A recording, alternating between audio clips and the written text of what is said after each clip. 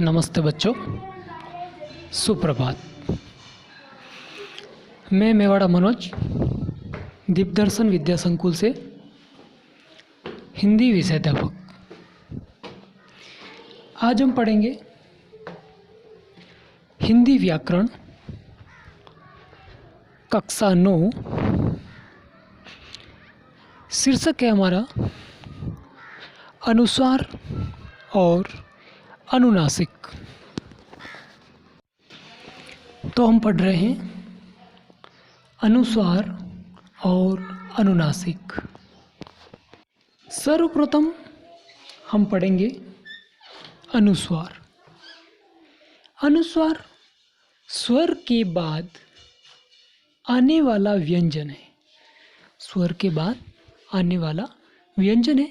इसकी ध्वनि नाक से निकलती है और हिंदी भाषा में बिंदु अनुस्वार यानी कि जो एक डॉट लगाते हैं हम, जो ब्रैकेट के अंदर दिया गया है, का प्रयोग विभिन्न जगहों पर होता है। यानी कि अलग अलग जगहों पर इसका प्रयोग हम करते हैं। हम जानेंगे कि कब और क्यों इनका प्रयोग किया जाता है। अनुस्वार का प्रयोग हम कब करते हैं, क्यों करते हैं, ये सब अब हम पढ़ेंगे। तो देखिए, पंचम वर्णों के स्थान पर, अब देखिए अनुस्वार का प्रयोग पंचम वर्ण यानी कि आपके जो पांचों वर्ग है उनका जो पांचवा वर्ण है, वो पांचों वर्ण जो ब्रैकेट के अंदर आपको यहाँ पर दिया गया है, ण, य, ण, न, म, ये पंचमाक्षर कहलाता है। क्या कहलाता है? पंचमाक्षर। यानी कि पांचों वर्ग का जो पांचवा वर्ण है वो पंचमाक्षर कहलाते हैं। के स्थान पर किया जाता है। यानी कि ये पांचों वर्ग के जो पांचवें वर्ण हैं, इनकी जगह पर हम इन अनुस्वार का प्रयोग करते हैं। जैसे उदाहरण दे रखा है पहला गंगा। अब देखिए गंगा के अंदर जो पांचवा वर्ण है क वर्ग का, उसको हमने अनुस्वार के रूप में ग के ऊपर अनुस्वार के रूप में दे करके गंगा शब्द लिख दिया है। जैसे आप अगला वर्ड देख सकते हो चंचल। च के ऊपर हमने अनुस्वार दे दिया य की जगह पर, यानी कि पांचवा वर्ण है उसको हमने अनुस्वार के रूप में लिख दिया। ठीक उसी तरह आगे आप देख सकते हैं झंडा। अब देखिए ये भी पांचवा व्यंजन, इसको हमने अनुस्वार के रूप में लिख दिया। अगला है गंदा। अब देखिए न को हमने अनुस्वार के रूप में लिख दिया। फिर उसी प्रकार आगे देखिए कंपन में म है हमारा क्या पांचवा वर्ण है, और पांचवें वर्ण को हमने क के ऊपर अनुस्वार के रूप में लिख दिया। यानी कि कहने का तात्पर्य ये है कि पांचों वर्ग के जो पांचवा आपका व्यंजन है, उस पांचवें व्यंजन को हम अनुस्वार के रूप में लिखते हैं। अब देखिए अनुस्वार को पंचम वर्ण में बदलने का नियम, यानी कि आपका जो अनुस्वार है उसको पांचवें वर्ण में हम कैसे बदलते हैं। तो देखिए अनुस्वार के चिन्ह के प्रयोग के बाद आने वाला वर्ण क वर्ग, च वर्ग, ट वर्ग, त वर्ग और प वर्ग जिस वर्ग से संबंधित होता है, अनुस्वार उसी वर्ग के पंचम वर्ण के लिए प्रयोग में आता है। यानी कि कहने का तात्पर्य कि जो वर्ग का पांचवा वर्ण है उसी के अनुसार वो अनुस्वार के रूप में प्रयोग हम करते हैं। ओके, अब देखिए कुछ नियम जो हैं वो हम यहाँ पर देखेंगे और पढ़ेंगे।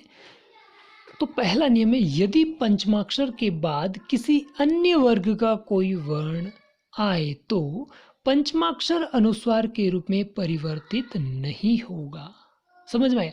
यानी कि कहने का तात्पर्य कि यदि किसी अन्य वर्ग का कोई वर्ण आता है पांचवा, तो वहां पर वो अनुस्वार में परिवर्तित नहीं होगा। जैसे उदाहरण देखिए वांग्मय, अन्य, चिन्मय, उन्मुख। अब यहाँ पर आप देख सकते हो, यहाँ पर जो आपका पांचवा वर्ण है ण वांग्मय के अंदर, अब ये देखिए अन्य वर्ग का पंचमाक्षर है, इसलिए हमने इसको अनुस्वार में परिवर्तित नहीं किया है। आदि शब्द वाय, आय, चिन्मय, उन्मुख के रूप में नहीं लिखे जाते। देख लीजिए, इसको हम पांचवें वर्ण को हम अनुस्वार में नहीं लिख सकते क्योंकि ये अन्य वर्ग का पंचम अक्षर है। इसलिए यदि उसी वर्ग का पांचवा वर्ण यानी कि पंचमाक्षर होता है, तब ही हम इसको अनुस्वार के रूप में लिख सकते हैं, अन्यथा हम नहीं लिख सकते हैं। दूसरा नियम, पंचम वर्ण यदि द्वित रूप में दोबारा आए तो पंचम वर्ण अनुस्वार में परिवर्तित नहीं होगा। द्वित का मतलब दोबारा, यानी कि पांचवा वर्ण जो है वो दोबारा अगर आता है तो फिर हम उसे अनुस्वार के रूप में नहीं लिख सकते हैं। जैसे उदाहरण देख सकते हो आप, प्रसन्न। अब देखिए न यहाँ पर डबल है तो हम इसको अनुस्वार में नहीं लिख सकते क्योंकि यहाँ पर द्वित के रूप में न क्या है, दोबारा है। अन, सम्मेलन आदि के प्रसंग अन सम्मेलन रूप नहीं लिखे जाते हैं। ओके, क्योंकि ये द्वित के रूप में, इसलिए हम इनको अनुस्वार के रूप में नहीं लिख सकते हैं। तो ये आपको विशेष ध्यान रखने वाली बात है। ये अगला नियम, जिन शब्दों में अनुस्वार के बाद य, र, ल, व और ह आए तो वहाँ अनुस्वार अपने मूल रूप में ही रहता है। यानी कि यदि य, र, ल, व और ह हो तो उसका जो मूल रूप है उसी में वो रहेगा, ऊपर अनुस्वार के रूप में नहीं आएगा। जैसे उदाहरण दिया है अन्य, कन्हैया आदि। अब देखिए यहाँ पर ये अनुस्वार के रूप में ऊपर नहीं आएगा।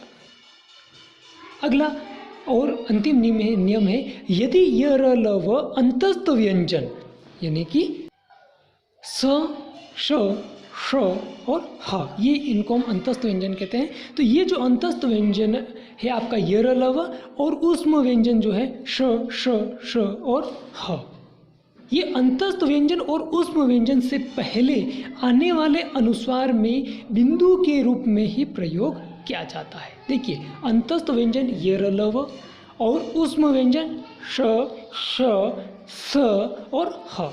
ये अंतस्थ व्यंजन और ऊष्म व्यंजन का विशेष ध्यान रखिए। यह भी प्रश्न पूछा जा सकता है कि अंतस्थ व्यंजन कौन कौन से हैं और ऊष्म व्यंजन कौन कौन से हैं। तो आपको विशेष ध्यान रखना है कि अंतस्थ व्यंजन जो है आपका य, र, ल, व है और ऊष्म व्यंजन जो है वो तीनों स और ह।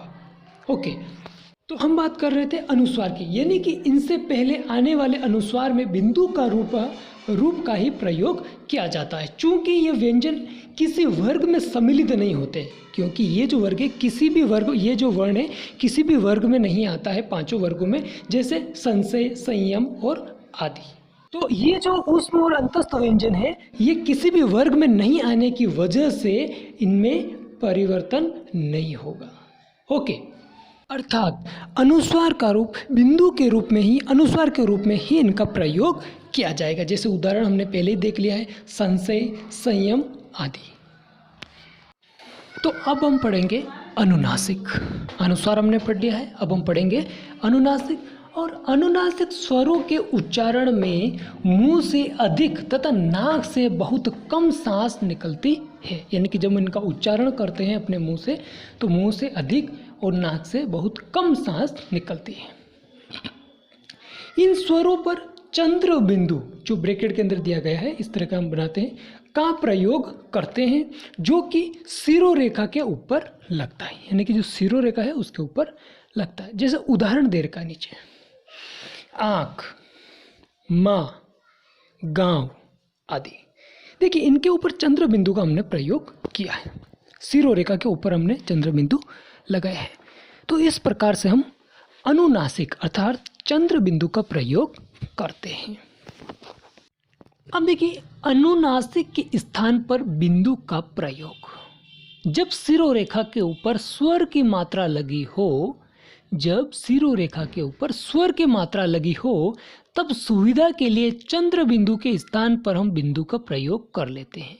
जैसे उदाहरण देख सकते हो, मैं, बिंदु, गोंद आदि। कब करते हैं?